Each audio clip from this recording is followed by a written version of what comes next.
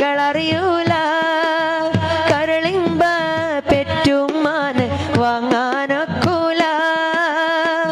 എല്ലാം സഹിക്കാനോ ഏറെ പൊറുക്കാനോ എല്ലാം സഹിക്കാനോ ഏറെ പൊറുക്കാനോ മനസ്സുറപ്പുള്ളോര് ഉമ്മ മധുരക്കനിയാണ് ഉമ്മാന്റെ കാലടിപാടിലാണ് സുബർഗം ഓർത്തോളി ബുദ്ധിമതിയാ മുത്തു റസൂലിൻ തൂമൊഴിയുള്ളിലൊറച്ചോളി